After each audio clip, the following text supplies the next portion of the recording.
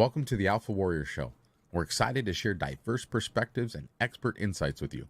Please note that the views and information expressed by our guests are their own and do not necessarily reflect those of the AlphaWarrior Show, its management, or our partners. Each of our affiliates and sponsors and partnerships is a separate entity, and their opinions are their own. Today's content is provided for information and educational purposes and should not be taken as specific advice, whether it be financial, medical, or legal. While we strive to present accurate and useful information, we cannot guarantee its completeness or relevance to your specific situation. We provide all information as is and encourage you to consult with a professional advisor to address your specific individual needs.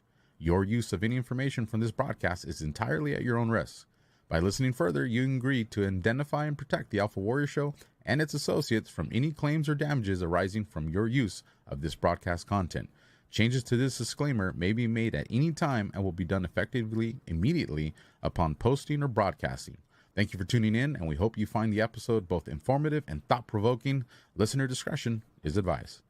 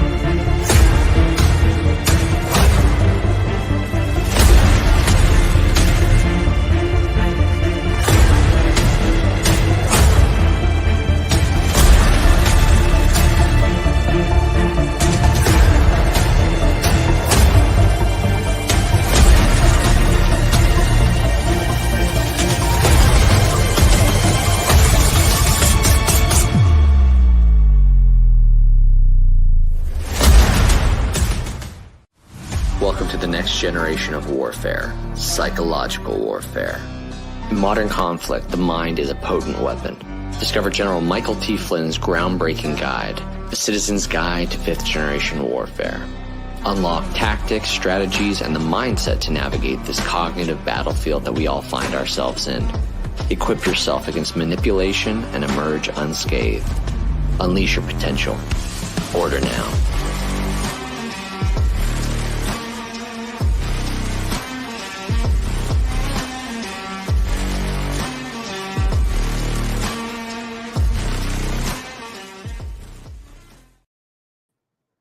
Yeah.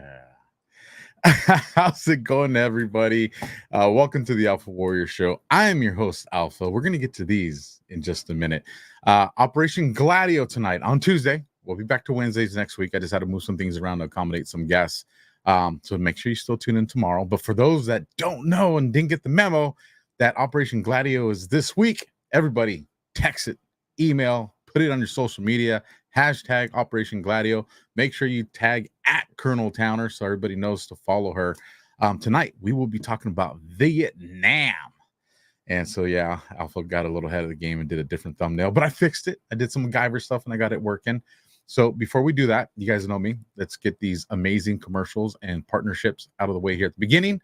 And then we're content free till the end. And I'm excited. I miss being here. I miss being with you guys. So let's pull up our first sponsor, you guys. And first on deck, AlphaLikesGold.com.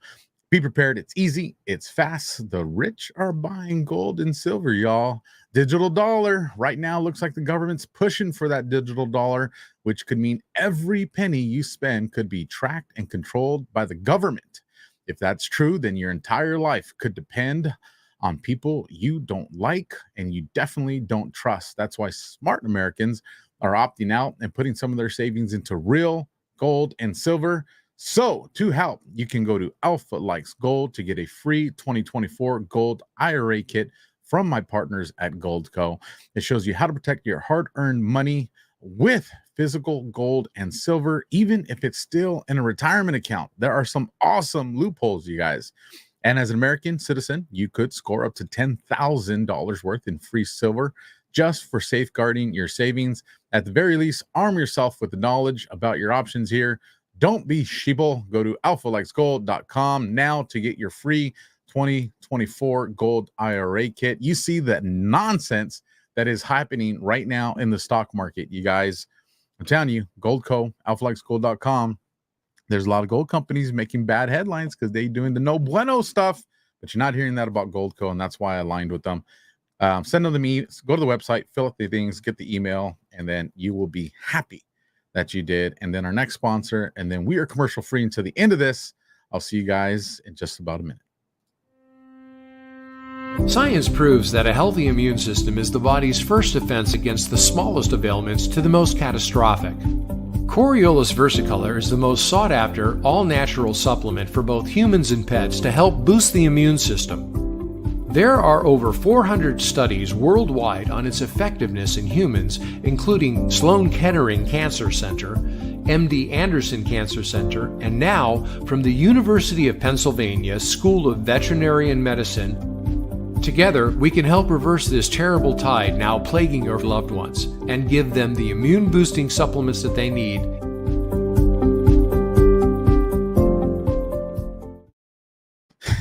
I'm just reading the comments. SR71 says, the Ray Charles look-alike on the AlphaWarrior Show night. That's what I'm talking about. Let me bring on the guest you guys really want to hear from tonight. As always, the Colonel's Corner on her Rumble channel, the Colonel's Corner on X at Colonel Towner. Make sure you guys are following. So why am I wearing these right now? Aside from the fact that what you guys don't realize is I'm having a hard time seeing right now. I'm like, please push the right buttons, Alpha, because it's doing that computer thing with the glasses. So stuff's really weird right now. So with that, I'm going to pull these off. So no, Alpha doesn't have a black eye, but I do want to show you. These are Operation Gladio glasses. You can see right there, Gladio, hashtag Operation Gladio. And then on the other side, you have Gladio. And then you have Colonel Towner's X handle at Colonel Towner. These things were being given away at GART in Deadwood, South Dakota by some amazing patriots that made these for the Colonel and for all of us to enjoy. And they were like, you want a pair? I'm like, yeah, like, of course. And then towards the end, they're like, you want an extra one? I'm like, yeah, like, of course. And it was just so cool to see people walking around wearing freaking Gladio glasses. It was just the coolest thing, Colonel. What was the story? So you're bringing my pair to South Carolina? Yes, I am. Okay. And actually, so an amazing patriot gave me a gift, and then he also gave me a gift for you. He even gave me the money to ship it for you. Very, very, very cool. Yes. So this week I'll be heading over to the post office to make sure it's a signature one because it got some valuables in it. There's the hint I'm giving you. It's got some valuables in it.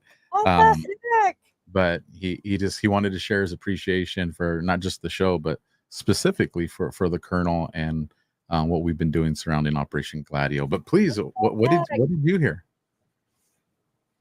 That's pretty dang cool. It was. But what did you hear about the glasses? I want to know the story you heard. Well, actually, I knew they were coming before the show because a girlfriend of mine, Joni Quas, she's a neighbor. General Quas's wife knows the lady that brought them, and she had sent her pictures. And so Joni forwarded me the pictures and said, look what's going to be there. And I'm like, dang it. I wish I was going to be there, but I have a grandbaby. You have a grandbaby. You know what? Deadwood was pretty freaking awesome, Colonel. We ended up being there 3 years in a row. There was a Patriot RV kind of get together there one year. Then they had a Camaro Fest there the following year. And then the next year, we went on an RV trip, like 7,000 miles during the summer out through there and then over to Utah, where we spent a month going to all of the national parks there. So it was funny. Last year was the first year we didn't go there in like 4 years. And so it's like, yeah, I've been there, done that. It's funny because, and I won't throw the other Badlander under the bus. I mean, he kind of did himself. But I was like, and then people were laughing at him. Like, well, I'm not going to say it right now because I was thinking, I was not expecting Deadwood to, I was thinking like, I was picturing in my head like desert, like kind of like where I'm from with like the tumbleweeds and all that. I mean, this thing's, I mean, yeah, Mount Rushmore should have been a giveaway. I didn't think everything was going to be like that. Like, I just had this vision of what I thought Deadwood was going to be. And then I get there and I was like, God, these are my people. Cowboy boots, cowboy buckles, cowboy hats. I mean, it was just so freaking cool. It was super, super, super awesome. And then to see, of course, you know, all the Patriots and the Badlanders that were there. But I'll tell you this, your name at a minimum, I'm going to be conservative here, at a minimum was probably brought to my attention at least, and this is conservative, Colonel, at least 40 times a day. And I'm being conservative. I'm being so, you know, there was probably one night where we're at the karaoke fest where CanCon was killing it, that I probably heard it 40 times just there. I mean, it was just, it was cool to see so many people that are just talking Operation Gladio. I mean, it was just awesome, Colonel. It was very, very awesome. And I see some people in the chat that are saying, "Oh, my Gladio glasses." I don't know how y'all are watching the TV wearing those glasses, because I'm telling you, I was struck. Or maybe TVs are different than computers. I was going to say, I probably look better with them on, so go ahead and leave them on. No, definitely not the case. Oh, one more quick story, and then we'll get into this, I promise. Well, first, you guys, do me a solid. Support the people that support this show down in the description. A lot of sponsors, a lot of affiliates. I kind of do the bigger ones, but there's actually a lot of sponsors and affiliates tied to the show. So go support them. So here's the cool story. So I fly from Palm Springs into Denver, and then from Denver into Rapid City, South Dakota, because it's like this tiny little airport. So you're going to fly in a tiny little plane, right? Well, save it. It's just water. It's just water. People don't usually panic like that for water. I'm just saying. I'm just saying. It's ice water. Now I'm wearing it. So I'm used to the whole procedure that I go through for being, you know, the Quad S stuff. Like I'm used to it. So I kind of try to make it fun for myself. Well, going into Denver, because we're going to this small little airport, we're at the very last terminal gate. So it's this little one because you're literally walking onto the tarmac and onto this little elevator thing that takes onto the little plane. So I know that if I get there, all they do is they just start harassing me. So, you know, you get the, you know, first group, second group, and they go through all these things, and then they get on the mic, you know, with, you know, like I wait for that before I decide to go. But, you know, I'm getting there a little early because it was far. Well, Jordan Sather, he's one of the Badlanders, sees all the HSI guys, the TSA guys, the PD guys, the canine dogs. So he hits one of the TSA guys up, and he's like, "What's up with all these people?" And the guy says, "Oh, this is normal. You know, there's nothing unusual about this." And he's like, "For a little plane like that?" And so that guy walks off. So the other TSA guy tells Jordan, he goes, "I don't know, man. This is crazy. Like I've never seen this many people." Like he's being honest about it. And then everybody sees Alpha toting his bag coming, and then everybody clicked. It was like, oh, that's what it's about. So then I do this thing. So you had a greeting party? Oh, every time, every gate I go to, there's always the you know, usually probably about a dozen people. So, or 10, I would say 10 or a dozen. And so what I do is I go like I approach them like I'm going straight to them, because then they all start congregating together. And then I turn and I go as far as I can to the other side, and I'll drink my drink, eat my snack, you know, mess around on social media. And then, like I said, I wait for the very last call to go back over there. So it's entertaining for me. But all these Badlanders were like, "Dude, that was crazy." I'm like, "Yep, every time. Now, that said, I'll leave it at this. Leaving South Dakota to go to Denver was the most pleasant experience I've ever had in this process. From the checkout counter to the TSA people to the HSI, they were all so cool, so respectful. So And it they're was not playing that. yeah, no, they going the other way, they weren't. And it was the fastest. I mean, I almost kind of felt like a regular air traveler for once because I was done in probably just over an hour. And I'm usually ready for like 2 to 3 hours is what I'm ready for. And it was just so cool. As a matter of fact, the TSA lady she goes, well, if you're interested in doing little online surveys, and I was like, yeah, I'll hook you up. I got your name. So with that, enough of Alpha stories. Everybody's like, come on, Alpha. We want to get to Gladio. I know, but Alpha, I got to tell you, every time you talk about this, I can just feel the blood pressure in my body like about ready to explode. You're a veteran. You served in the military, and these son of a bitches are penny ass bullshit harassment of people. It just, I mean, it's like fingernails on a chalkboard to me. It drives me nuts. Well, the Marine side of me, because I always want to have fun. So there was a group of Badlanders inside the terminal to go home, and they're all in a circle because I made sure to walk in by myself. But one of them waves. I said, all right, you open the door. So I went over there to the group. And as I shook everybody's hand, I'm like, the camera now just put you on the list. The camera just put you on a list. J Tree was one of them. So if you guys are in the chat and I put you on a list, I'm sorry, but that shit was funny. It was funny. Colonel, Operation Gladio, Vietnam. Let's get into this. Okay, so let me just do I definitely want to talk about the American Security Council, which is what we were going to talk about last week. But and we will talk about it because it has to be talked about. Between then and now, we just left Korea in our daily, the 4 o'clock spaces that we do in revealing the background of Korea. And just kind of in a nutshell, I know a lot of our the people that watch Operation Gladio are there for the 4 o'clock, but not all of them. Korea was the successor to World War II. So we basically ended World War II around 1945, and we went immediately, the United States, into Korea under the guise of pushing the Japanese back to Japan. So for those of you who don't know your history, Korea as an entire country, because it was not divided, had been a Japanese colony for 35 years. And as a result, it was left very dysfunctional.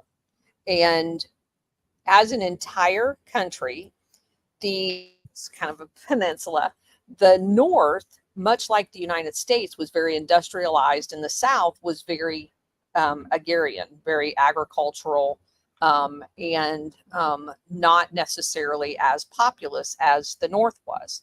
And so, and it's got twice the amount of resources like gold and ore and stuff like that.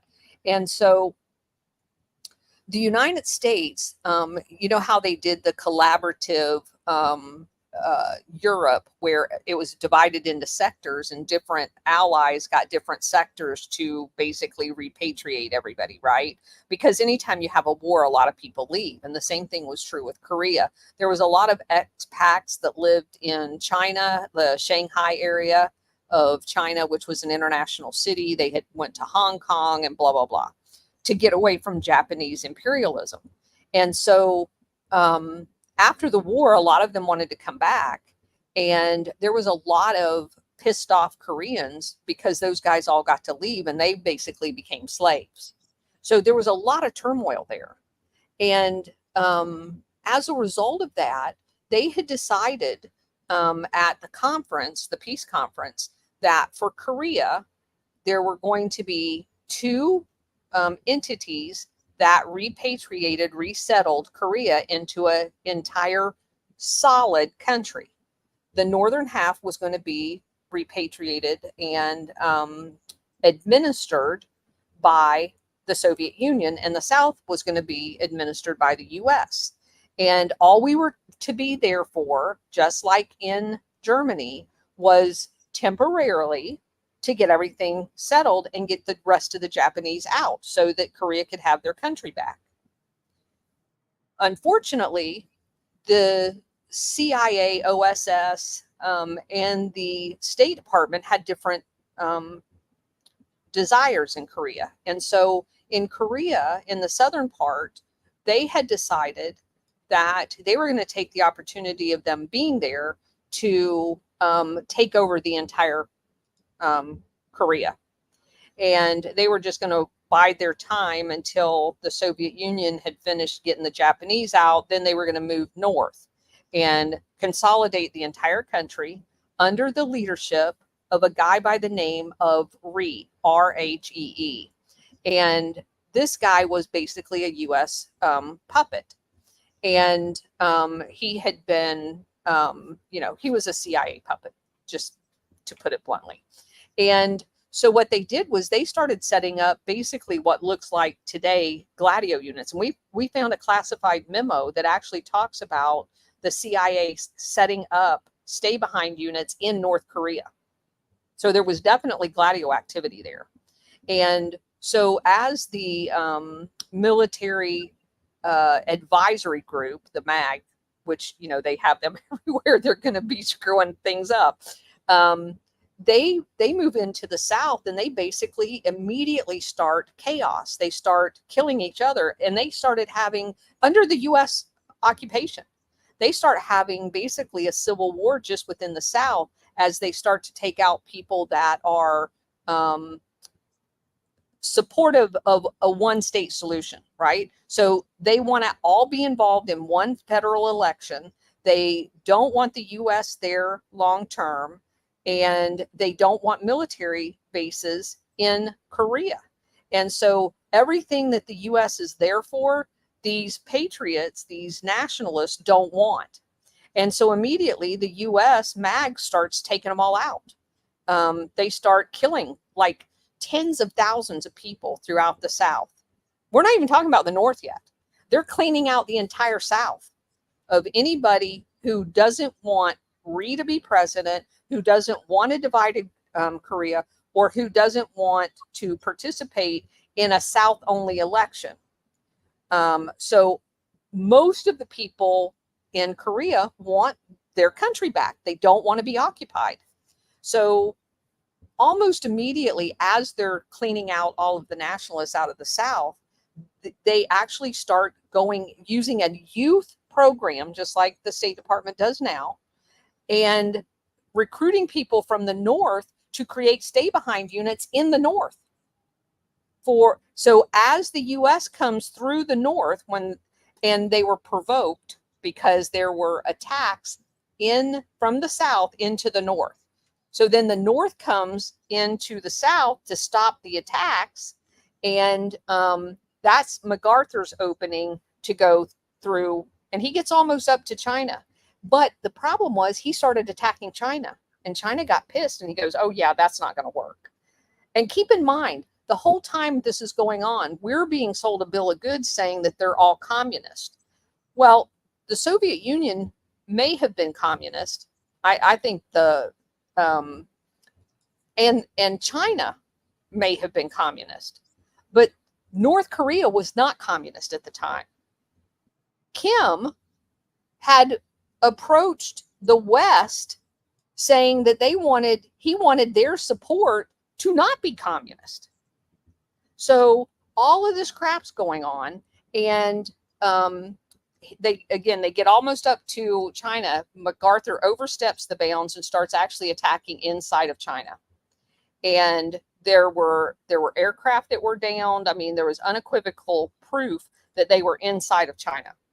And so all of this is going on, And we went from Korea. So we went from World War II directly into Korea, right? The prep for the war, 1950 to 1953. And then we move from Korea immediately into Vietnam under the guise of helping the French. And so you see in the immediate aftermath of World War II, the perpetual war state of the military-industrial complex. And if you don't understand what happened in Korea, you don't understand what happened in Vietnam, because the exact same Phoenix program that got its name in Vietnam was present in Korea. If you look up, let me pull it up real quick on my map. If you look at the very south of Korea, there is a really big island off of the southern tip of Korea. And you'll see it kind of sitting out in the middle of the water. Jeju. Yeah, Jeju. Yeah. So that island basically was the testing ground for Vietnam. They went in and they created the paramilitary. They radicalized the police. They killed, I mean, tons and they basically just massacred everybody on the island. Not literally, but almost. And let me say something real quick, just to put things into perspective for people, because I was curious when I don't know if you could see it, Colonel, but I have a map up that shows predominantly South Korea, a little bit of North Korea. And when you look at the scale, it shows, the 100 miles. So you're talking about the width of South Korea is maybe 125, 130 miles. It's very small. So I was curious, what was what could you compare the entire, Korea, North and South Korea together? You can fit all of Korea pretty much in the state of Utah. Like, this is a very small area of land to be able to pull this, kind of operation off. That's pretty wild. So when you span out, though, from Korea and you look strategically where it's at, the U.S. wanted basing rights there because, again, in the strategy of tension and the chaos generation, you see exactly why they wanted to be in Korea, because they are in the heart of Asia in Korea. You have China. Russia comes right down and meets North Korea. That yellow area, that's Russia. And so you have China, you have all of those areas. Japan's right across. It is an amazingly strategically important area to have that tip down there from a maritime standpoint, right? Mm-hmm. That's why they wanted Jeju. They wanted a Navy base there. And they're willing to kill anybody that stands in their way. That's the devastation part of it. So when we got done with Korea, we were starting tomorrow, we're going to be moving to Vietnam. And so as I was going through the work, because another aspect of this is Burma, which is now Myanmar, because all of this has to do with the drug trade, right? Securing maritime passageway. And you see, not very far from Korea, you have Taiwan. And we have already established Taiwan with the World Anti-Communist League, and Chiang Kai-shek becomes the drug capital of the world. So through all of that, I got off on this morning a friend of mine who is, he's in Intel. He's a retired colonel. We were stationed together early in our careers, and they're moving to Germany. And I was visiting them last summer, and they live in the Outer Banks area, kind of North Carolina. And we had spent some time out on the water. They have a boat, and he used to work for Blackwater. And so we were going out of the channel, and into like where the Outer Banks is. And there's these weird looking dome looking things at the end of Elizabeth City's Coast Guard, the Elizabeth City Coast Guard Station, which is the second largest Coast Guard station in the United States. And they do all of the aircraft modifications for like on C-130s for the Coast Guard specific mission. And so at the very back end of that base, they had these weird dome looking things. I'm like, what the hell is those things? And we were staying in the RV park on the Coast Guard station. And I'm like, I didn't even see them, because we had kind of left from the dock there on the Coast Guard station. And he's like, oh, those are blimp hangars. And I'm like, blimp hangars? Who has blimps around here? He says, like the airship blimps from back in the day. Yes. And they belong to Blackwater and the CIA. And I'm like, really? What the hell is that all about?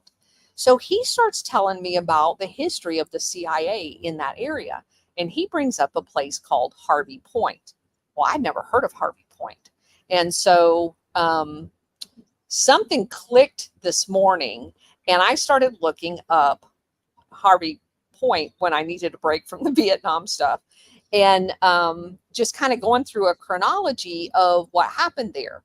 And let me just read a couple of things to you.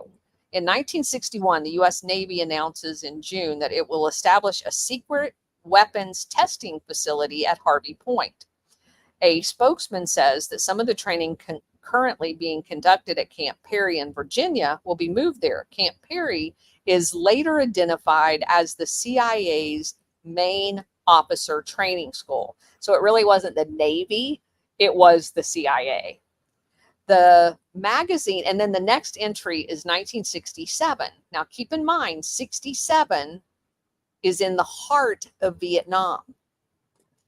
The magazine Ramparts, which I had never heard of, in the midst of a series, exposes the CIA's domestic operations and publishes a detailed testimony of an anonymous former CIA officer. He writes that he decided to quit the agency because of what he was taught at the demolition training headquarters. He does not, however, mention the location of the base. And then it goes on and it talks about some other stuff. And we're going to come back to this, but I started looking up, what's Rampart magazine? And you find immediately the guy that was behind Rampart magazine is a guy by the name of Edward Michael Keating. And it says in his wiki page that he's an American newspaper publisher, journalist, lawyer, politician, and businessman. And he created the magazine in 1962, and it ran through 1975. He started it, very interestingly, as a Catholic literary magazine, and it evolved into a voice for civil rights movement, anti-war movement, and what they refer to here as the New Left. I'm going to question that, but anyway, it says that he served in the Pacific, and he happened to be a Navy intel officer. And when he got off active duty after World War II, he goes to Stanford. Most of my most interesting stories always have a Stanford angle. Yes, they do. Yes. So he graduates from Stanford Law School, interestingly enough. And he goes down here and it says the Stanford printed articles about the murders of the 3 civil rights workers in Mississippi, and they exposed the CIA and secret financing of the National Student Association. Now, you have to keep in mind, this is the exact same thing back in the 1960s. Remember what I just told you about Korea, where they were funding the youth movement in North Korea as stay-behind units. So if you look at the National Student Association, you find some of the very same things that were happening here in the United States through this national student. And you find out that just like in every other country, it was being done in the United States. And the CIA was funding all of this shit. And there were so many things that were actually associated with this national student. That's a whole show in and of itself, but we're not going to go there tonight. So Keating gets so disillusioned that he basically leaves the Catholic Church, because the more he finds out of the CIA's attachment to the Catholic Church and the fact that they've been using their the Catholic Church as basically a front for CIA activity. And if you remember, I think it was Casey that said the Catholic Church has the most extensive spy network and no intel agency will ever be able to touch it. And so you'll recognize some of the writers for Rampart. Seymour Hersh is one of them. This is like the freaking movies, man. Yeah. Yeah. So anyway, so that's crazy. All right. So then the next stop is the actual magazine itself. And I started looking at it. And I was trying to find where I could find different stuff that was in it. And they wrote all kinds of exposés, right?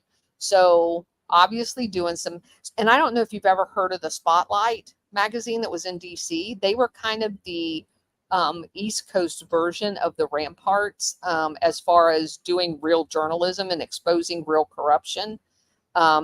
So I started looking into, because one of the exposés the Rampart did was this infamous Michigan State University's involvement in the Vietnam War. Now, I read about this a long time ago because the Southeast Asia, when I did my one-year master's degree in basically international studies at the Air War College, Southeast Asia was my area. So I traveled to Japan, Vietnam, Laos, Cambodia, and Thailand during that year.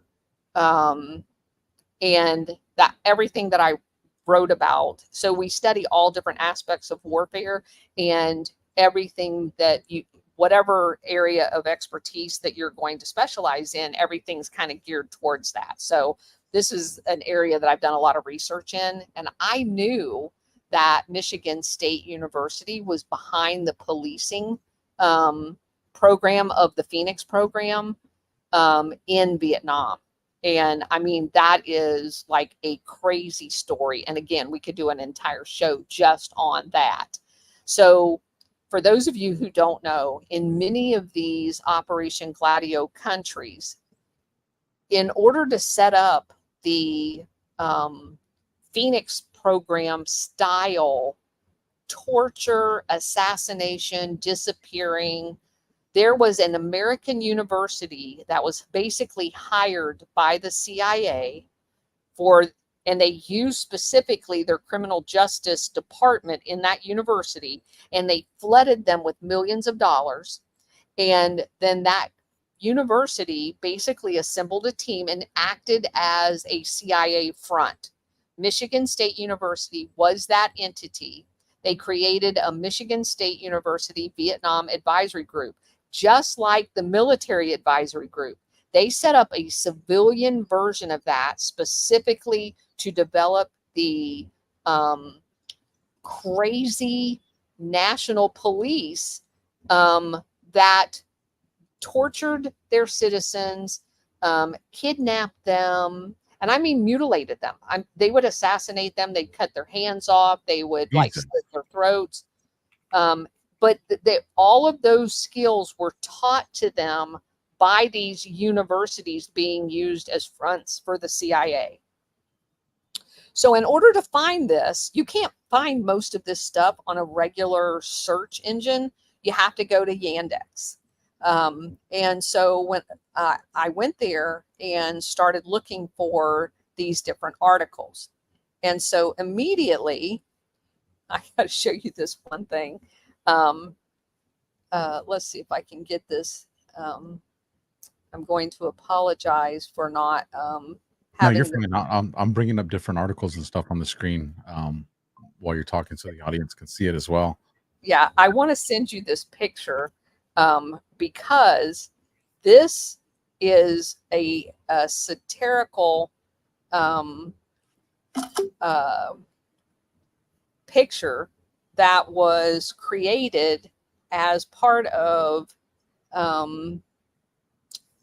the, let me see if it sent it to you. While you're sending that, I found one of the declassified articles from the CIA documents, and it's off of the Rampart magazine, and it has some sentences that are underlined. So I'll just read them real quick. There's just a few of them. It says, "I was the coordinator of the Vietnam project at Michigan State University." The next one that's underlined is, "There was little discussion and no protests over the cancellation of the 1956 elections, nor were any of us significantly troubled by the fact that our project had become a CIA front. The university is still denying this in an odd mixture of embarrassment and loyalty." And then the next one that's underlined, "The Michigan State professors performed at all levels. They advised on fingerprinting techniques, on bookkeeping, on governmental budgeting, and on the very writing of South Vietnam's constitution. One was even instrumental in the choice of president of South Vietnam." There's plenty more. Oh, I got what you sent, so let me send that to yeah, me. and I'll tell you about the whole association with them picking the new president, because it's crazy too. All right, so the article, the picture that I just sent you that you're going to show everybody is basically, well, let me read this to you, because this is from the Rampart magazine. It says that it talks about how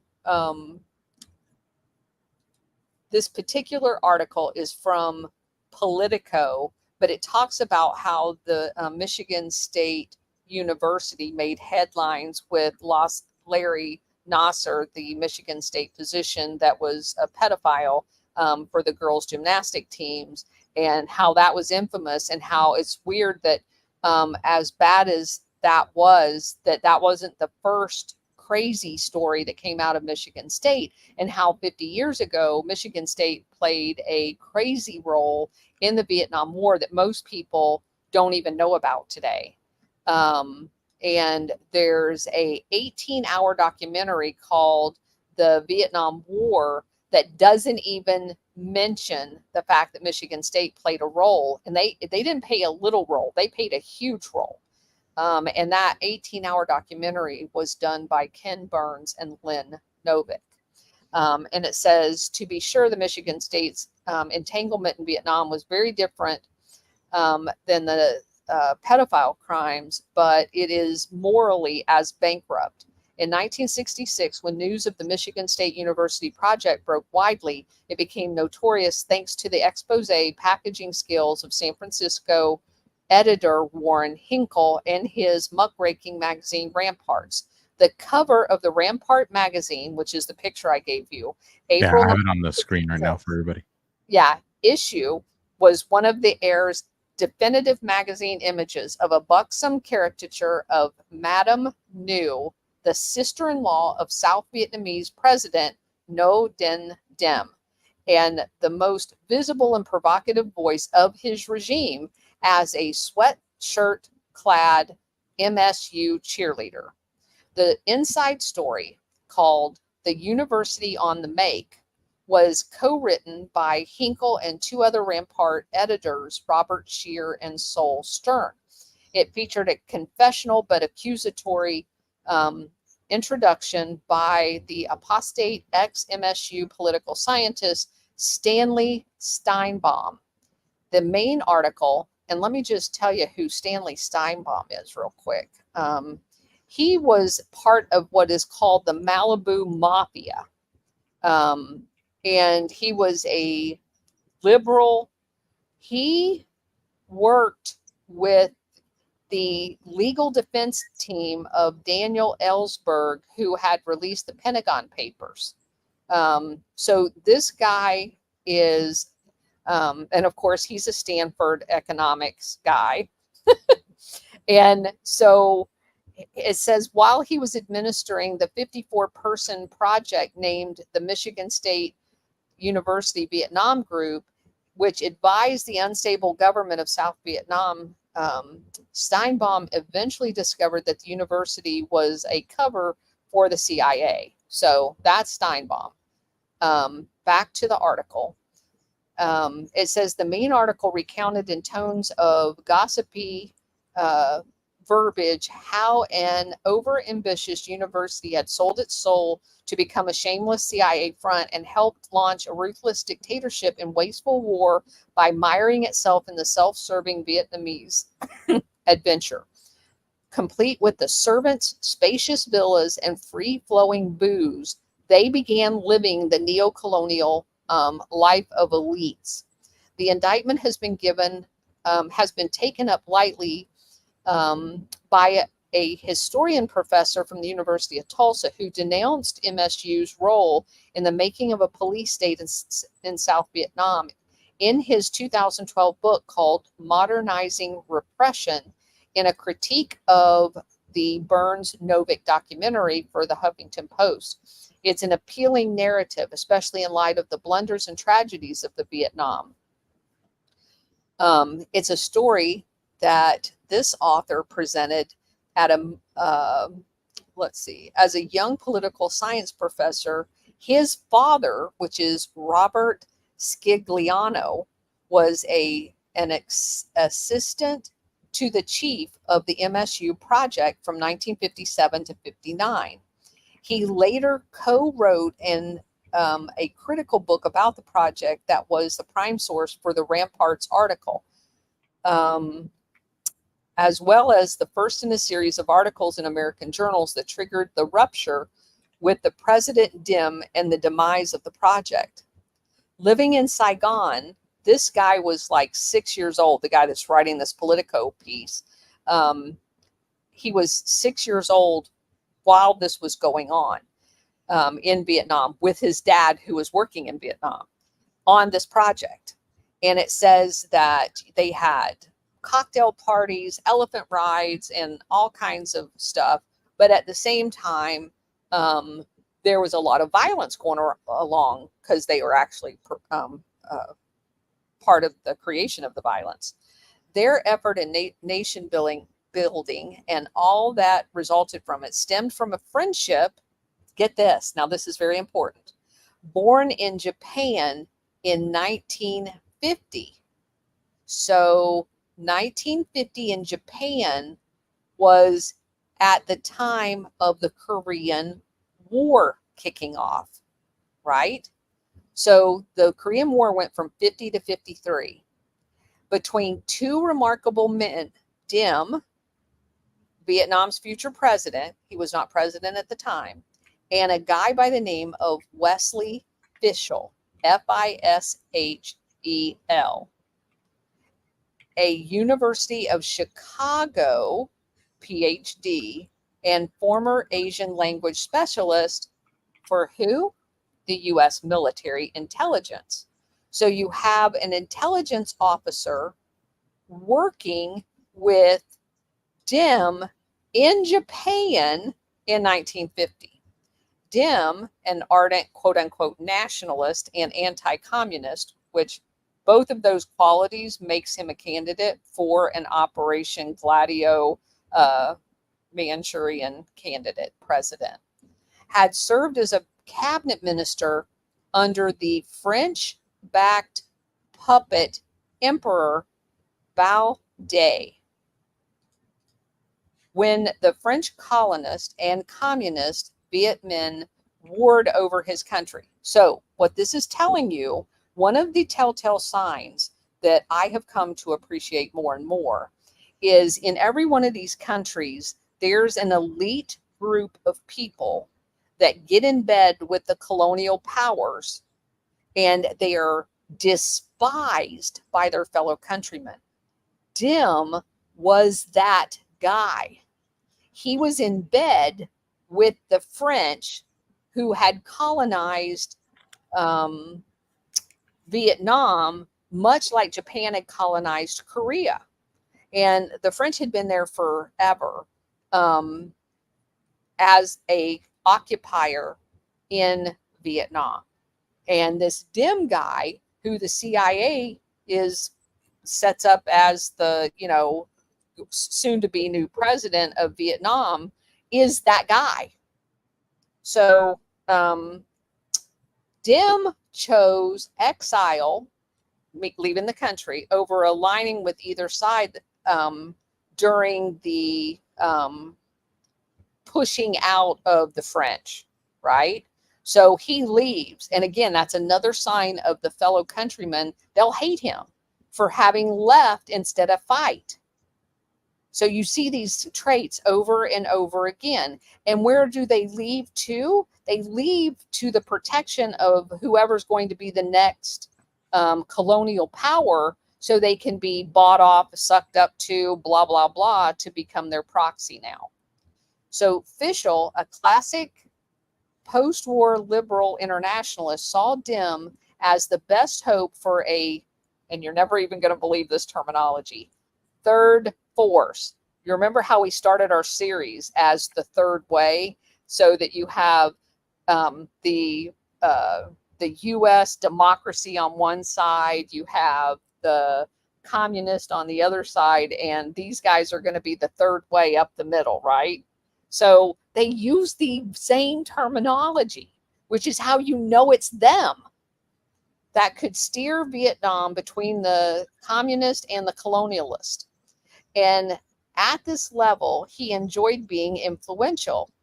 The feisty pint-sized Fischel, who reveled in being close to the power, so he basically came off to this guy's dad as kind of preening and starstruck and loving being the center of attention and close to Dim. So Fischel landed at Michigan State University in 1951 as an associate professor. So now get this, he's intel, right? So he happens to meet Dim as the guy the CIA is grooming to put in Vietnam. He just so happens to meet him in Japan. Then Fischel is plunked down at Michigan State, who's just so happened going to be the university that's going to go to Vietnam to help establish the police state there. Just so happens. In 1952, Dim asked the French authorities to let Michigan State, where this guy just so happens to have been plucked down, to provide technical assistance to the formative Vietnamese government. But at the time, the French said no. The next year, Fischel, now an assistant director of the Government Research Bureau at Michigan State, got Dim appointed as the Bureau's Southeast Asia consultant and brought him to the United States. That visit proved faithful. With introductions from Fischel, Dim, a Roman Catholic, met and charmed some of the most powerful Catholics in American politics, to include the Kennedys, Majority Senate Leader Mike Mansfield, and none other than Cardinal John Spillman. Now, we've covered Spillman before. Spillman has his own history with the CIA, and he was part of the whole setting up of the Vatican being the money launderer, and he was good friends with Archbishop Marcinkus, who goes to be the Vatican banker as their Secretary of State. And so John Spillman is in the middle of Operation Gladio. He also has kind of a pedophile background as well. He has, oh, jeez.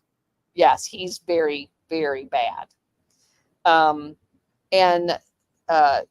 at the time, he was referred to as the American Pope. He was like the senior of most senior Catholic officials inside the United States. So again, this guy's being kind of dipped into the CIA mafia while he's here inside the United States, and then we're going to pluck him up and put him in charge of South Vietnam, and he has no credibility there at all because everybody's going to hate him. Okay, so in 1954, the French suffered a catastrophic defeat at the hands of the North. Under a multinational ceasefire hammered out in Geneva, Vietnam has to be partitioned, quote unquote, temporarily, then reunited following elections to be held in 2 years. Sound familiar? That's exactly what was going on in, they're playing out in Vietnam exactly what happened in Korea. The Soviet Union and the US went into Korea under the guise that they were going to have an entire state election, where immediately the US started monkeying with that. They had no intentions of ever having a unified Korea, and they did everything in their power to make sure it never happened by sabotaging it 100% of the time and installing Re. So now we're seeing the exact same thing play out in Vietnam. That's why it's critical to understand both of those situations. The North went to Viet Minh, and the South became the state, or later the Republic of Vietnam, nominally headed by Bao Dai, D-A-I, who was now the ex-emperor. Dim's American connections helped him get appointed as premier. His government and the U.S. refused to sign the Geneva Accords and blocked the planned elections. Sound familiar? So, and the reason they did that is, if you go back to Vietnam, just like with Korea, Vietnam fought with the Allies, right? Ho Chi Minh was aided by the CIA during World War II because the Japanese had invaded Vietnam and kicked the French out. Ho Chi Minh thought that by joining the Allies, because we're all about freedom, that if he fought against the Japanese, that he would win freedom for the entire Vietnam country. And basically the CIA stabbed him in the back, just like they did in Korea. And so and Ho Chi Minh actually went to Paris. He was there. Nobody would meet with him. He wanted the U.S. to help him be a free country. And we stabbed him in the back. And we facilitated the reinstatement of French into Vietnam because we wanted to go into Korea. So we helped the French stab Ho Chi Minh in the back while we invaded Korea. And so we secured the south part of Korea. Now we're ready to take over Vietnam. And we will find later on that we actually helped Ho Chi Minh in a very, using the Catholic religion and the Catholic Church to sabotage the North as we're getting ready to help them get the French out so we can replace the French with the entire drug trade as well. That's what this was all about. This was all about securing the Golden Triangle drug trade under the guise of the CIA and taking it away from the French, who was running it out of Marseille with the French mafia, the Corsican mafia. We wanted it switched down to Sicily mafia so we could control it because we controlled them. So back to the story. Dim promptly requested aid from his key backers, the U.S. government and Michigan State University, and asked his old friend, Wes Fischel, to come back to Vietnam as his advisor. Fischel did, officially serving as liaison to Dim on the staff of President Dwight Eisenhower's special emissary to Vietnam. Their political partnership suited the times. America's cold warriors were scrambling to turn the fragile post-colony states into basically kind of like, not anti-communist. Many universities enlisted in this effort, eager to turn theory into practice, to take their missions on the global level and rake in federal dollars. In other words, sell their soul. By the mid-1950s, the U.S. government was sponsoring 42 universities' missions around the world. And we definitely need to go back and dig into that. I want to know every one of the 42 universities and every one of the countries, because this is the CIA using the United States university system to fund global, basically jihad. This is Operation Gladio all over the world. And most of it orchestrated out of NATO, by the way. None enlisted more eagerly than Michigan State, whose Vietnam group became the largest of all of those missions. The school's longtime president, John Hannon, spelled Hannah, was an idealist and empire builder, and the former assistant secretary of defense with deep ties to DC. Getting the picture? Tracking. Over 28 years, he led the school. Hannah transformed the backwater Michigan State College into one of the nation's largest universities, largely on the government dime.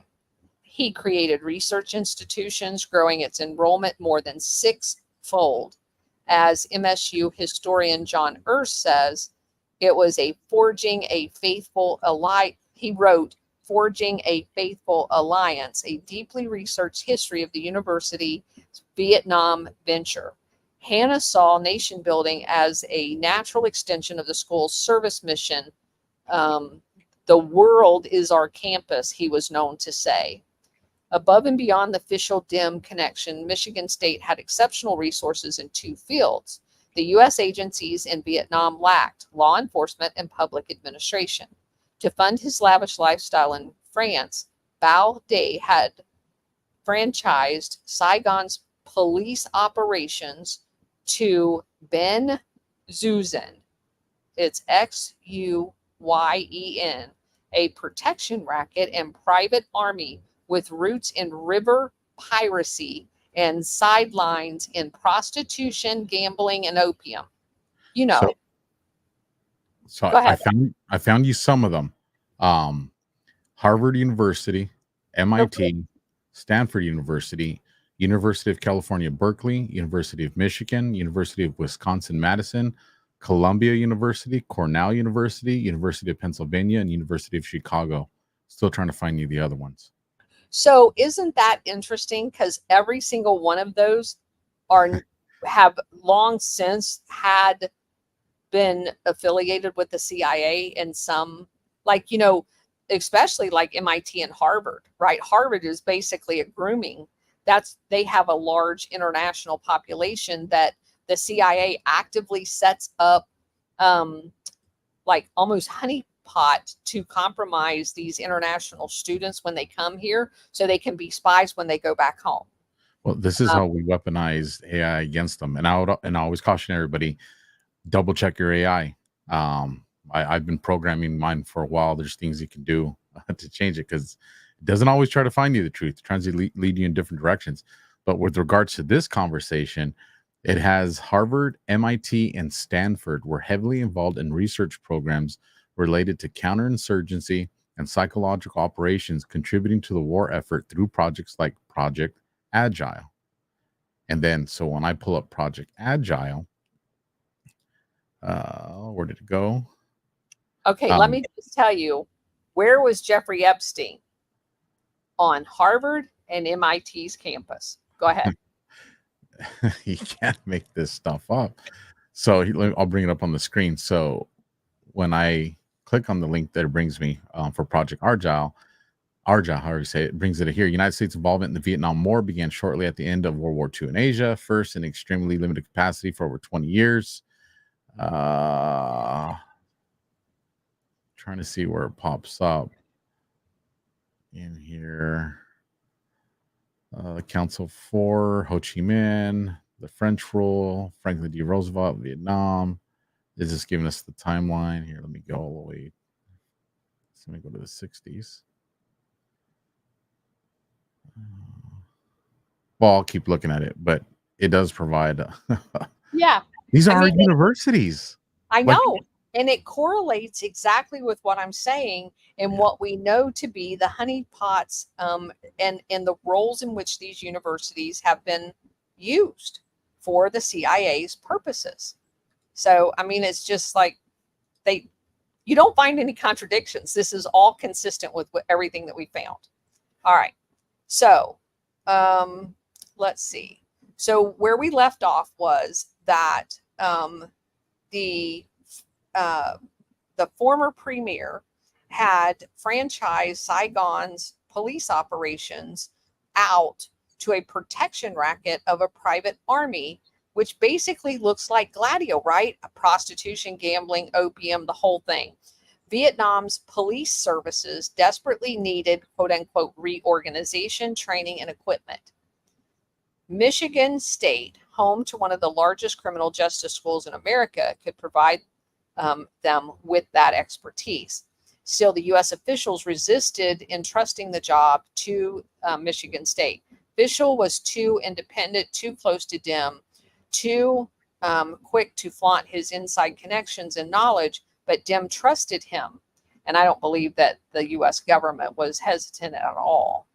I think this entire thing has been set up. In May 1955, when Dim's Vietnam National Army crushed Ben, I don't know how you say this guy's last name, Xuyen, Michigan State University signed a contract with the Republic of Vietnam and the U.S. Foreign Office Operations Administration for a menu of technical assistance. It would develop, train, and equip the civil service, field administration, local governments, and the police. With the Ben, I'm just going to call him Eugen, gone, who was the gangster. Dim, they just replaced one gangster with another one. Dim proceeded to depose Baudet in a rigged referendum, and in October 1955 established himself as president of the Republic of Vietnam. So he was never elected. The deck was clear as long as one didn't fret about the North, who were consolidating their role and organizing to resist those in the South and I can't say this enough, the North wanted to stick with a countrywide election. It was the interference first of the French and then of the United States that interfered with a unified election because they couldn't control Ho Chi Minh, and he was too powerful. So they sacrificed these countries for control and the people inside of them. Almost immediately after MSU, Michigan State, and the U.S. and South Vietnamese governments signed their contract, a humanitarian crisis forced a detour. Now, and this is where it gets very interesting, because I want you to understand, I'm going to read what this article says, and then I'm going to tell you what the truth is. All right, so they call this a humanitarian crisis. About 900,000, and it actually was a little over 1 million, refugees fled the North, most of them Catholics. They were all Catholic, fearing religious persecution and egged on by Western propaganda. The Michigan State University advisors improvised frantically to help design and conduct a resettlement program. By all accounts, they acquitted themselves well, and the resettlement was hailed as a success. But it sowed the seeds of Dim's eventual downfall in the U.S. and the South Vietnamese defeat. The Catholic Dim had little popular support in overwhelmingly a Buddhist Vietnam.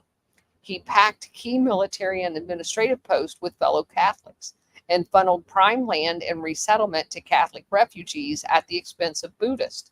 He distributed the Catholics at strategic points around the country, especially the Central Highlands, as buffers against insurrection.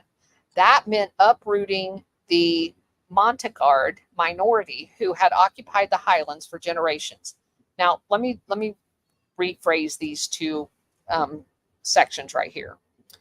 What the CIA did using the Catholic Church in the North, they were all over the North, because remember, they were there already helping Ho Chi Minh get rid of the Japanese. So they were infiltrated in the entire Catholic Church structure in the North already. They were everywhere in the North, the CIA was, under the guise of OSS, right? They went into all of these Catholic churches and they mounted the biggest psyops there was no psyops done to date in the U.S. history that surpassed the psychological operation put into effect in the North. They kept telling all of these people every day, almost like in a brainwashing session. They radicalized these people that were Catholics going to Mass, that they were all going to be slaughtered, that these people had lived in this area generationally for like 1,000 years. They had never left these tiny little villages. Most of them could not read or write. All they knew was their little farm plot and living day to day. They had all just went through World War II, where the Japanese had basically taken over their country, exploited them, stole all of their riches, blah, blah, blah. So these are traumatized people, already psychologically impaired. What we did was we went in through the CIA and exploited their vulnerability and convinced all of these people using the Catholic Church to leave their villages that their families had never, ever left. We airlifted them down to the South. We piled hundreds of thousands of these people on ships and shipped them to the South. And then the CIA and DIM distributed them across the entire South to offset every place that he was, which was basically everywhere, not liked. So these are all Catholic people, and they infiltrated all of these villages all over. And eventually, it is these people that are going to get stuck with a label of being North Vietnamese, because they were, in fact, originally North Vietnamese. So, Catholic DIM had little popular support. Okay, we already did that one.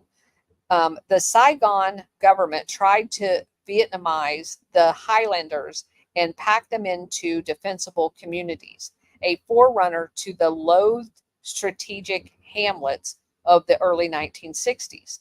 The Michigan State anthropologists argued strenuously but vainly against this displacement. Their colleagues urged equal treatment for Catholics and Buddhist refugees, again in vain. DIM high-handedly, and none of this is true, by the way, they were all part of this entire operation. Their colleagues urged equal treatment. Let's see. The policing policies alienated the Montagnards, opened the highlands to insurgencies, sowed resentments, and erupted the Buddhist uprising in the early 1960s, eventually bringing him down.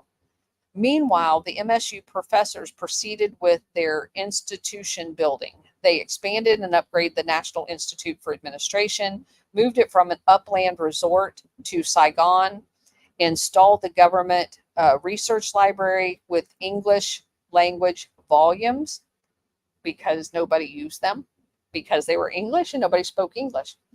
Designed in-service training for civil services, taught classes, which were only as good as the interpreters translating the lectures. Not that great. None of the professors brought Vietnamese language skills and their ongoing training, because they were not there to actually teach anybody anything. They were there to orchestrate what was going on in order to facilitate drug trade. This was never about nation building. But the nuts and bolts civics work took a second seat to the police program. That part is true. The MSU's law enforcement instructors, mostly retired police officers and officials, worked earnestly to train Vietnamese various police agencies in everything from deportment, arrest procedures, forensic, and firearms.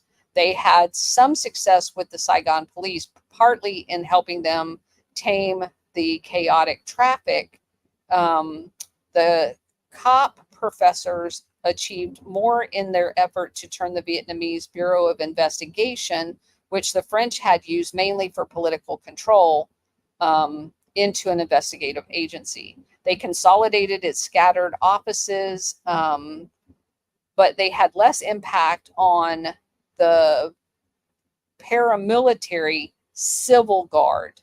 The Michigan State advisors urged that it become a rural police force solving and preventing crimes in the villages. Now, and see, this is just a nice version. They didn't urge that it become a rural police force. They actually created that rural police force embedded in a paramilitary civil guard that, and then turned them loose on the villages. And these are the very people that went through these villages and basically just devastated all of South Vietnamese by like mowing down villagers. The regime and U.S. officials, avid for the anti-insurgent forces that they could muster, overruled them, and the civil guard became a device for expanding the military in defiance of limits set by the Geneva Accord. The Michigan State University was disturbed by the military atmosphere of what was considered to be civil law enforcement. No, they weren't. They were part and parcel of this entire thing.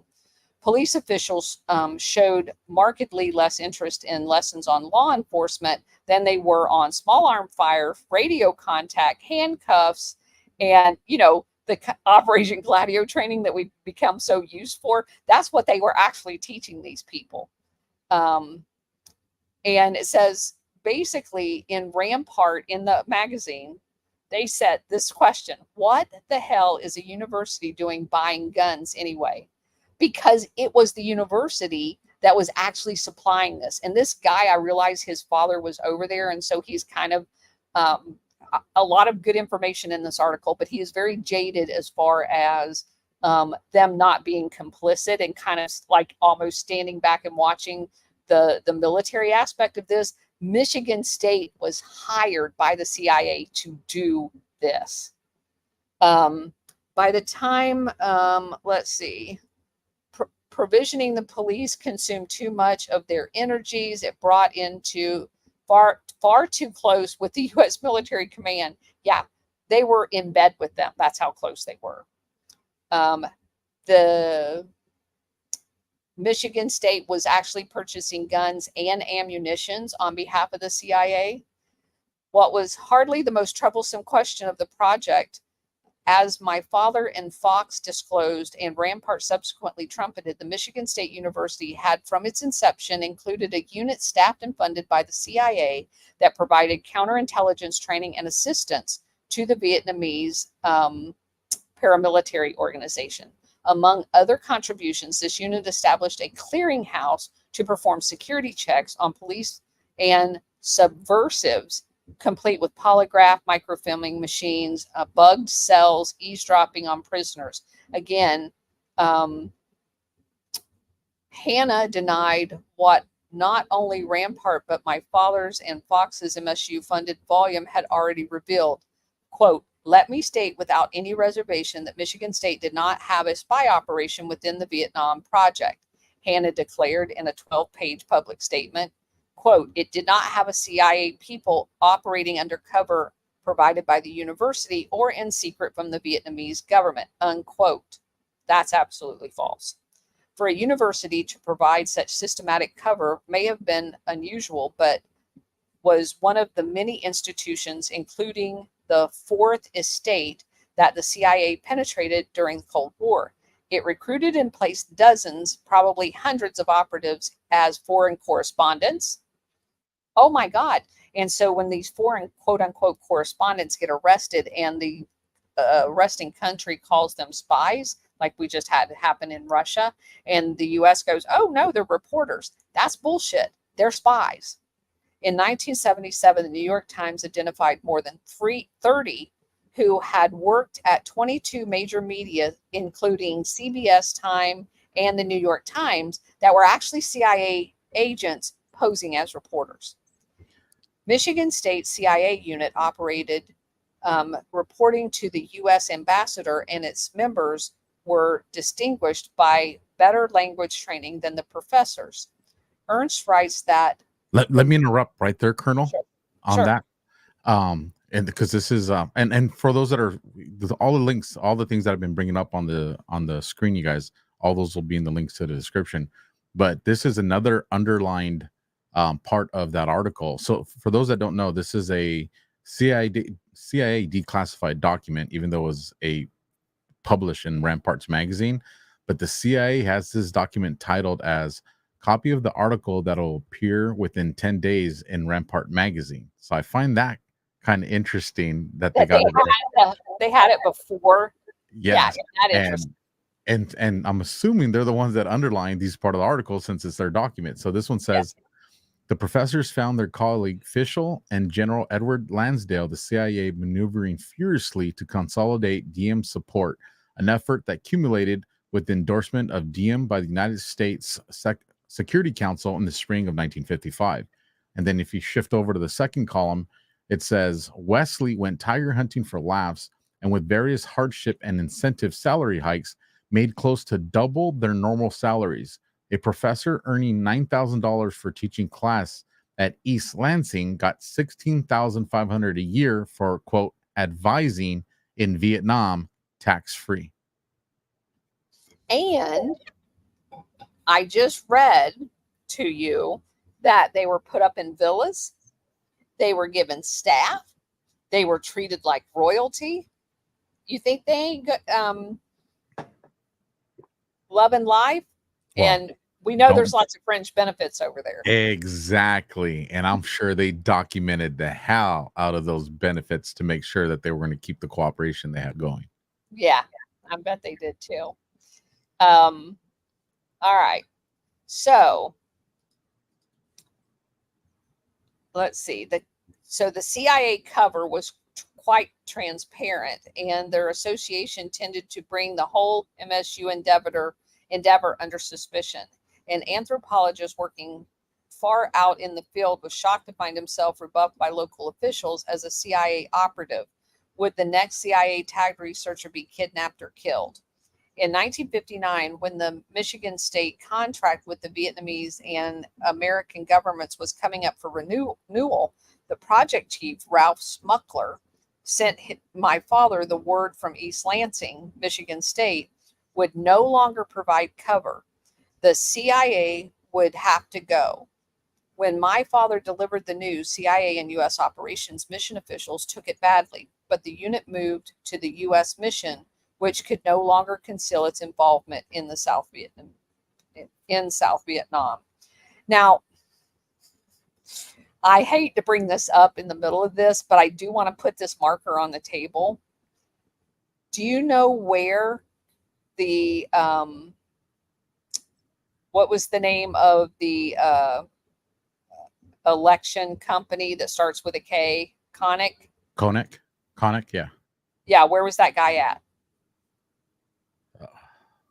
East Lansing, Michigan State. No kidding. No kidding. No fucking kidding. East Lansing, Michigan State. Oh, you just gave me someone to reach out to on something. Okay. All right. So over the next 3 years, that conflict deepened, as did America's involvement in the Dems regime, repressive tactics. Thousands of suspected subversive activist political opponents were imprisoned, tortured, executed. Now, so this guy wants you to believe that the Michigan State being over there for the several years preceding the subversives being tortured, executed, and assassinated in the immediate aftermath of them doing all of this police training is not connected. Right? It's directly connected. Michigan State went over there and trained people. Now, I'm going to go one step further. Look up, I never remember this guy's name. Okay, so if you do Richmond police chief, I think it's Uruguay. let's see. You're going to find the guy, Dan Mitrione, Mitrione. So this guy, absent a university, went over to Uruguay and did exactly the same thing in Uruguay.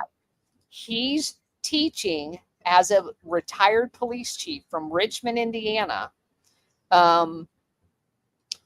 He's teaching the police, the national police, not the local police, the national police in Uruguay, how to do exactly the same thing that Michigan State was doing in Vietnam. And he, in the house that he was put up in, the torture they were electrocuting people's private parts as part of the torture after they kidnapped them to get them to rat out their neighbors. And the CIA was shipping the electrical connectors, because they put them on a battery tack phone, the old tack phones that you had to, crank. They would connect these connectors, these electrical nodes, leads to the TACP phone and then to the person, and they would crank it. He was teaching them how to do that, to torture people, basically through electrical. Electrical. I swear it's only water. Electrocution. That's the word I was looking for. And so he was teaching people how to do that, to not leave marks. And he killed people by doing that. And he practiced on mentally retarded people. He would have them kidnapped and brought in there so the local national police people could practice on people. Well, the patriots, which we call communists, basically got together, kidnapped him, and murdered him. And good on them for doing that. I remember this guy. We've talked about this guy before. Yes, we did. Yeah. Yes, we did. I'm showing you the parallels. And that's how you start identifying the patterns. Now, in all seriousness, if we look through every one of those 42 or however many it was universities, there's likely that Dan Mitrione was one of the leaders of a university effort. It wasn't just him. And there was probably one of those universities that was assigned to Uruguay to help him in the training. But specifically, when I researched him, the fact that the State Department was using their pouches, which are not, they're exempt from any import customs requirement for searching. They were sending in the torture devices through diplomatic pouches into Uruguay for this guy to use on the local people that they wanted to torture. So I just wanted to bring that up and show you the parallels. And damn, did that guy have some freaking high-ranking political support at his funeral? Yes, he did, didn't he? Because he was a CIA asset. He actually worked with Jim Jones. Him and Jim Jones went to elementary school together. Which brings up a whole nother thing. How early does this recruitment start? I mean, seriously. Yeah. Him and Jim Jones went to elementary school in Richmond, Indiana, and both of them end up as CIA assets. Both of them were in Brazil during the coup in Brazil. And then he goes on to Uruguay, and Jim Jones went to Guyana. I'm telling you. A whole nother show, whole nother topic. But if you even look at today's GATE program and stuff like that, of these special testing that they do with these kids, and all of a sudden we see these kids, whole nother show. I'm not going to go there. Yeah. Put my tinfoil hat away. Yeah, I know. All right, so let's finish this up. So we've got the MSU's contract stipulated that the group members would not write books or articles reflecting badly on the Dim regime, because we don't want anybody to be honest. So they're actually giving up their First Amendment rights to be on this group. But as the repression hardened, the professors began to defy this clear violation of academic freedom. The first was my father writing in December 1960 issue of Pacific Affairs, his article called Political Parties in South Vietnam Under the Republic, chronicled how Diem had co-opted, subverted, and suppressed many of the opposition parties, maintaining showcase parties as alleged proof that Vietnam is a democracy while turning it into a one-party state. It noted that Diem mistook the communist activity that may be no more than plain opposition, and that it is attempts to control communism, in quotes, because that's not what they were doing. His own regime had basically became a communist government with all of the same political re-education centers, oppression, kidnapping, assassinations that they were trying supposedly to avoid, which is the case in every one of these situations. The article conceded that in a nation threatened with internal subversion and external attack, political liberty must necessarily be circumcised. But it suggested that less control of the press, a greater role of the National Assembly, and a greater tolerance of public expression of opposition would strengthen the republic. It was never a republic. It was a dictatorship the entire time. These inconvenient truths were hardly radical stuff, but as Ernst recounts, word came back from the palace that President Diem was resentful of the article. He also took exception to a briefer one in the same journal issue in which MSU economist James Hendry said that the U.S. didn't get credit at the village level for all the economic aid it sent to Vietnam because you were fucking killing people. In 1961, 3 other former MSU members published more vehemently bad articles in the New Republic on Diem's police state, making much of the same case that Ramparts would make 5 years later. One even criticized his fellow MSU colleagues for not speaking out. Diem was livid. Fischel and other MSU officials tried to explain that academic freedom was what it is. They could not censor the professors. It took a certain amount of courage to even speak out. Diem, not surprisingly, was pissed. He announced that MSU's contract would not be renewed. Fischel, now back in East Lansing, returned to Saigon to try to patch things up, but he came away disenchanted with the South Vietnamese leaders because he was now more and more isolated with his brother and sister-in-law. He warned MSU President John Hanna that Diem and perhaps South Vietnamese itself would not survive. Hanna forwarded Fischel's report to President John F. Kennedy, who the next year greenlit a military coup in the country, the first in a musical chairs round of regime changes as America sought a miracle worker who could save South Vietnam. And Diem and New were basically assassinated as a result of that. Michigan State professors were fortunate not to be there when this happened. You know, if they work for the CIA is going to get them out before they do the assassination. And that's exactly what happened. This is not mysterious.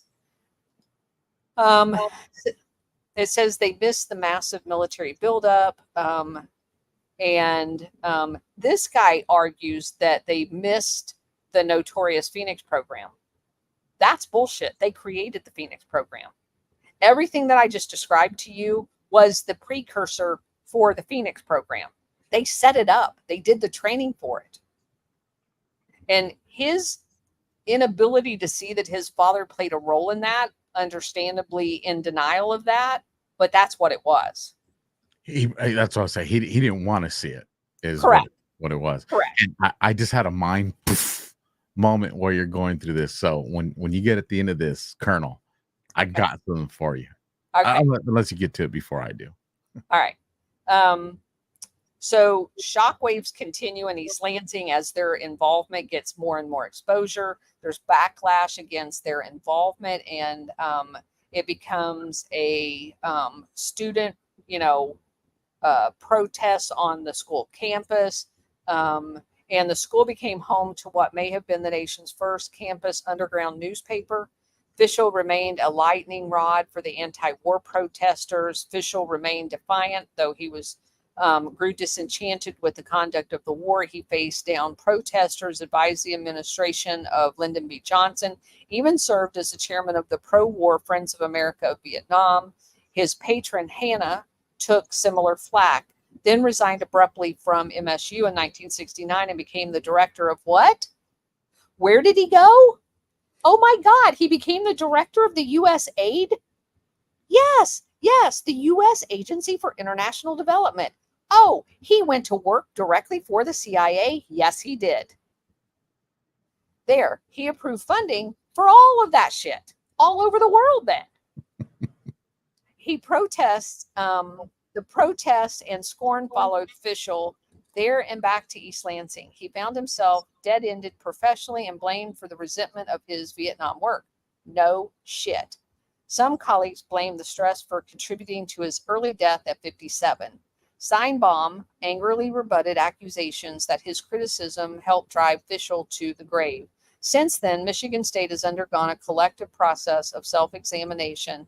The university press released Ernst Forging a Faithful Alliance, the most complete history published of the MSU group, formerly assailed for packing its Vietnam records away uncatalogued.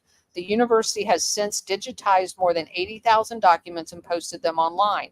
Any academic or intellectual attempted to enlist the future U.S. efforts can remake other nations would do well to look at those archives. Not if they're like a complete denial of what they actually did, but they're there now.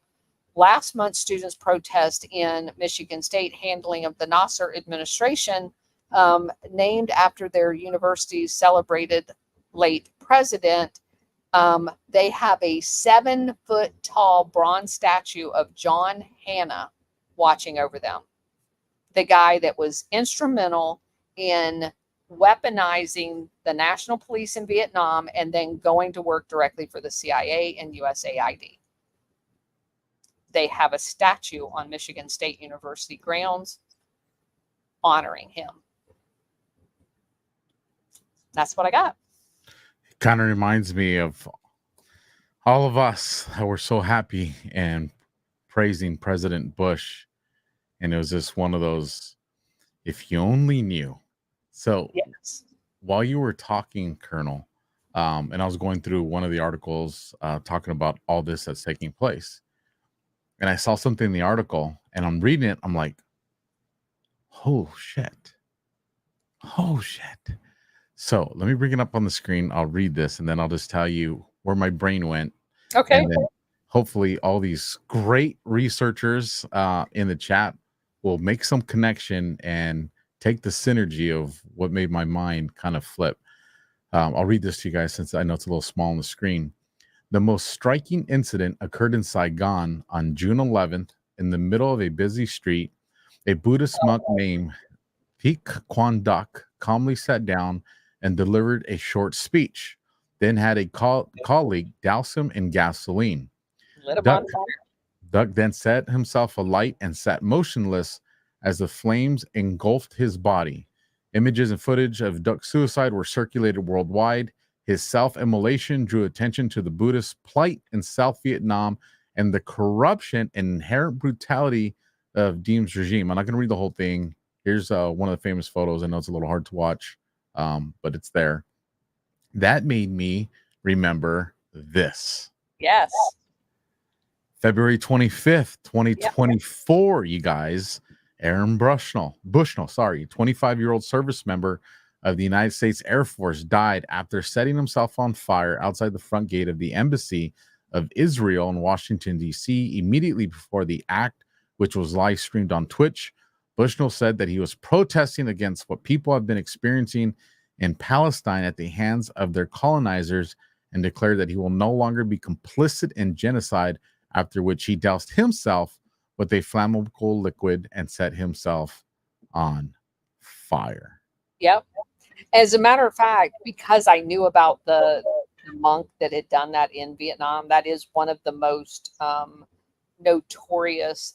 And there's a whole conversation about the whole Buddhist monk thing that we will get into, especially when we get over to like Tibet. Tibet actually has their own Operation Gladio entities. And what we're going to find is the Uyghurs were recruited by the CIA and trained to be paramilitary to attack China. What? Yes, I'm not kidding. What? Yes, we're going to go over that. I'm telling you, everything about our history is a lie. Everything about our history is a lie. And so what we're going to find in Tibet is basically the same thing. So does that tap into like the Falun Gong or anything like that out there? Yes, all of it. Oh my gosh. All of it. Yeah. All right. Before we do that, I got to let you know about a gentleman that I know that's out there who has extensive information and access to people out there, Colonel, and has even had the opportunity to go on some of the raids and stuff that take place, and he's been able to testify before some of the governments out there, but he has to maintain a quasi low profile because CCP don't like him very much on what he's talking about. Before we get to some closing thoughts and all that, we had two awesome Rumble rants come through, so I want to bring this up on the stage to give them both credit. So first one, hold on, it'll be easier for me to read over here. $50 Rumble rant from Cranop59.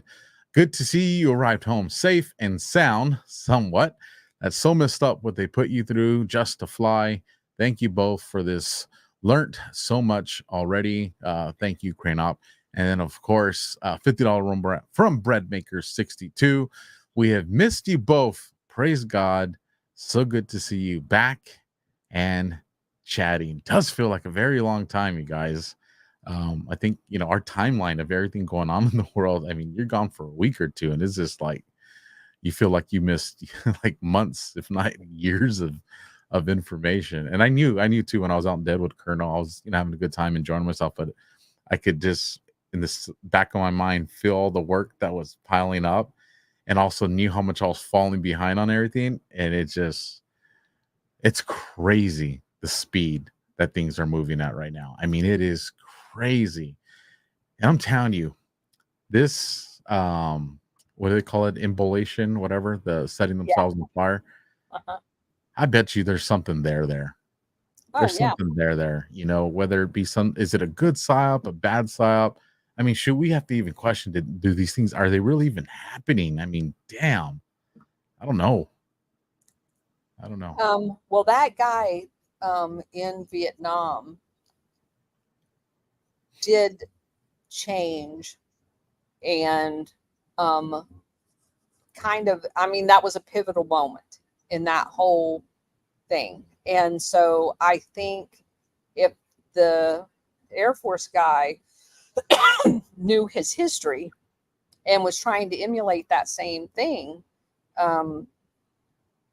he was hoping that it was going to be a defining moment in the revelation that what is going on in Israel is not what most people think, because that's exactly what that monk's setting himself on fire in Vietnam was attempting to illustrate, is that they had basically changed the entire country to be something that it was not at all. And none of that information was getting out. And I do think there is a direct analogy to that Air Force guy doing that in front of the Israeli embassy. I agree. I'm trying to say that. I agree. And he had to know his history. Absolutely. When he pulled that one off. I mean, that's hard one for me to think that it just, I mean, I don't know. The universe is weird, but something tells me, especially if he's military, chances are he probably knew about the monk. And I think he knew. Somebody in his family was in Vietnam. Yeah, 100%. So, Colonel, for the audience that's new, because I know there was a lot of people that were unaware of Operation Gladio and said, "Oh, I'm going to watch it this week."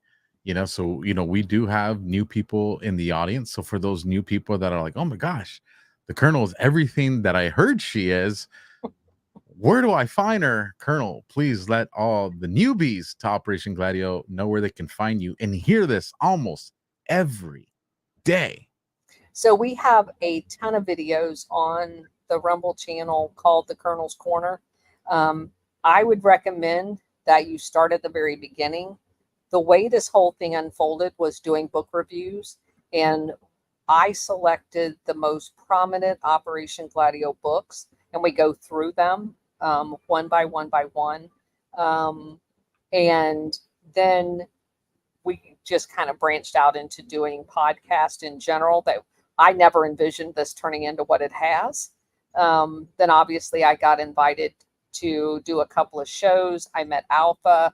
We started doing this series, and kind of things went crazy at that point. I got invited on a whole bunch of Badland and a whole bunch of others. I do occasional radio shows with people like in Mississippi. I did several in North Carolina.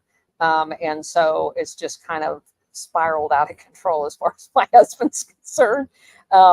But anyway, it's been very interesting. And, kind of the highlight of this whole thing for me was that it played such a prominent role in the Badlands first movie. I mean, it actually has Paul Williams' book up there, which was our first book review on Operation Gladio. And so obviously the information is getting out there. People understand how important understanding Operation Gladio is to be able to translate what's actually happening in real time, because we are still being lied to. You have a special message from the chat that I want to bring up on the screen from a very special person. Warhamster, you're just getting started, Colonel. And I have to agree with them. I absolutely have to agree with them. One of the people that was, I'm going to bring it up. Well, no, let me talk about him, and then I'll bring his profile up on the screen. I think he's just about as instrumental as Warhamster is in our collaboration coming together, because this is where I heard the Colonel, you guys. So I'm going to bring up a gentleman on the screen. He doesn't know about this, but he'll probably hear about it. Trump Frog 717 at Golfing's Frogs. So you guys know Alpha. I'm always in these spaces going, Trump Frog is one of these spaces that I absolutely love. If you guys love people like Brian Gamble and Liz Crokin and Sun Tzu, I mean, you're always going to find them in Trump Frog spaces. And so I know, let's go there and hear what's going on. So a couple months ago, I tinker into this space and I hear this amazing, smart, brilliant woman talking about things that I'm like, why in the world have I never heard this before?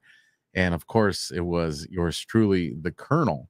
And hearing her in that space is what led me to reach out to her. How many months ago? It's more than a couple, dude. Yeah, it's been a while. It's been a while. It's like 5 months now. It has definitely been a while. It has. Yeah, Warhamster, Trump Frog having me on every Monday night, and Ron Partain, all of those people asking me to be on their shows to get the word out. I'm eternally grateful to every one of them, obviously you, because I think these are critical skills, both from a historical standpoint, a geography standpoint, and our future. Because you can't begin to fix the government if you don't know what's wrong with it. And the number one thing, as far as my takeaway from all of this, is we have to break the brainwashing psyops that every time we hear anything about our military, that we have this knee-jerk reaction that our patriotism comes out and they can do no wrong. That is absolutely not true. And we have to break that if we're ever going to be able to hold the people accountable for what they've actually done. Because at the heart of every one of these operations has been the U.S. military. People love you, Colonel. I'm just loving the comments about you. I just want to say I agree with all you guys. I agree with every single one of you guys. I love the Colonel just as much as you guys do. And So let me just tell you, I have one of the researchers that works with us, Bridget, has been trying to get me to do some merchandise as far as getting Gladio out into the public. Can you see this? I can. Gladio glasses on. What's the bottom part say? Comfy as fuck. Yes. And can you see the glasses? Yes, I do. They're I do. actually those Gladio glasses you The made. Gladio. Yes. The freaking awesome. I'll tell you So- what. You should. We're going to try. I don't know anything about that, and I'm not very good at that kind of stuff, but we're going to try because I've not been able to do anything for Cousin It and Bridget, and they work their butts off every single day. And I would love to be able for them to have some compensation for all of the work that they've put into this. So I'm definitely going to do it. But we're still working out the details. The one guy that I thought was going to be able to do it, who's the one that did all of General Flynn's shirts originally, they crucified him because of his support for General Flynn, and he basically went out of business. And so we'll be looking into how we can get that done. But yeah, crazy. If he's looking to resurrect, maybe our community can say, hey, you know what? Let's find you a bunch of customers.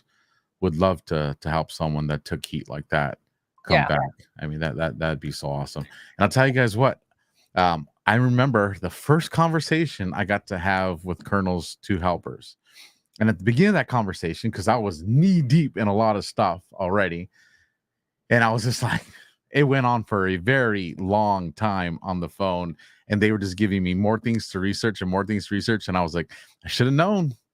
I should have known, you two ladies on the phone. And my gosh, they sent me down rabbit holes. You do have some awesome people behind you, Colonel. Yeah. You guys do me a favor. The links for Colonel's formerly Twitter, now X handle is down in the description. The links to her Rumble channel is down in the description. I got yelled at Gart and said, you better update that freaking Gladio playlist. And I was like, all right, I got this.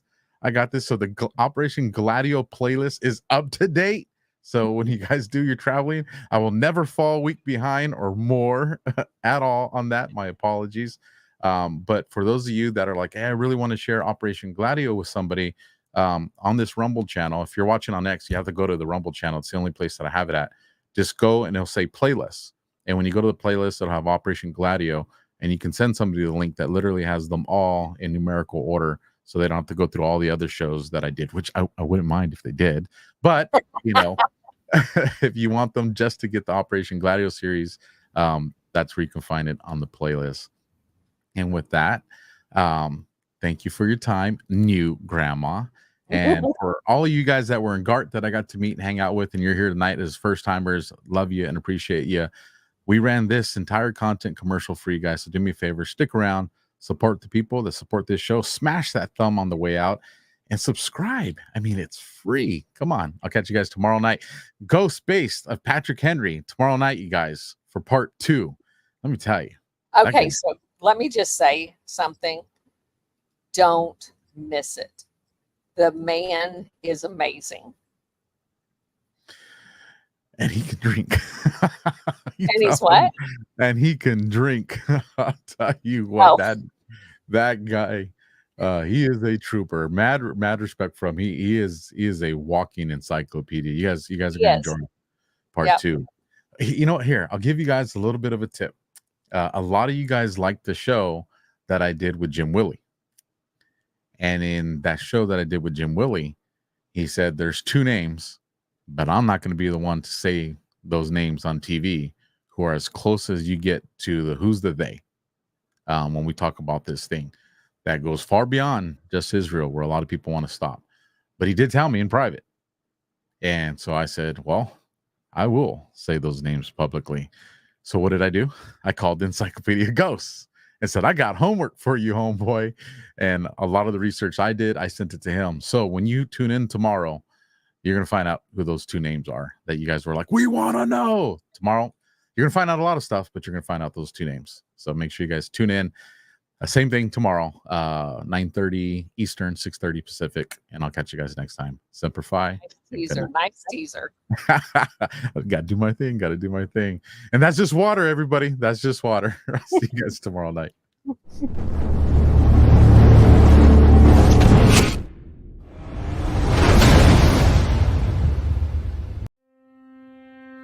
Science proves that a healthy immune system is the body's first defense against the smallest of ailments to the most catastrophic. Coriolus versicolor is the most sought-after, all-natural supplement for both humans and pets to help boost the immune system. There are over 400 studies worldwide on its effectiveness in humans, including Sloan Kettering Cancer Center, MD Anderson Cancer Center, and now from the University of Pennsylvania School of Veterinary Medicine.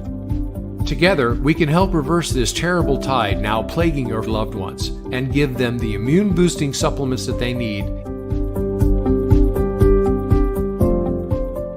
You ask and we listen. We're finally bringing the most requested offer ever.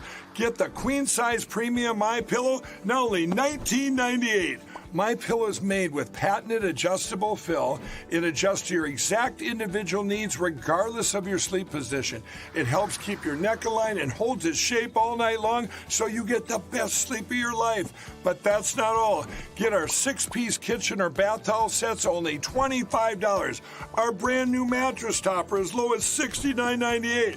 Get our famous MyPillow bed sheets for as low as $25 and so much more. So go to MyPillow.com or call the number on your screen. Use your promo code to get huge discounts on all MyPillow products, including the premium queen-size MyPillow, only $19.98. That's the lowest price ever. Don't delay, order today. From all of us here at MyPillow, thanks